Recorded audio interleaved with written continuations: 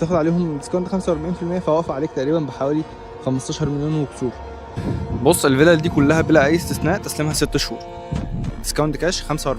يعني الفيلا مثلا اللي ورايا دي سعرها تقريبا بعد الخصم عامله حوالي 9 مليون وشويه. الفيلا اللي هناك دي سعرها بعد الديسكاونت او بعد خصم الكاش عامله حوالي 15 مليون وشويه. دي نموذج الستاند الون، بتبقى ارضي واول وروف، الواجهات كلها بالكامل متشطبه.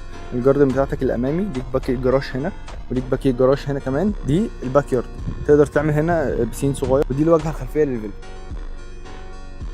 طبعا ده الكلاب هاوس، يعني الكلاب هاوس ده كله شغال بالكامل. المسافه ما بينك وما بين الفيلا اللي قدامك دي مسافه كبيره مش صغيره.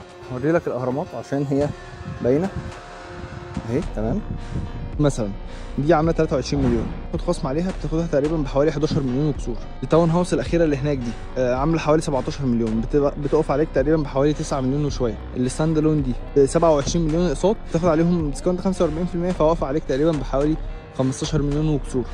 تقدر تخش تشطب خلال 3 شهور. طيب لو الاوبشن بتاع الفيلل ده غالي ومش مناسب معانا، ممكن يا اما ننزل للدوبلكسات يا اما ننزل للشقق واللي انا هوريها لكم دلوقتي.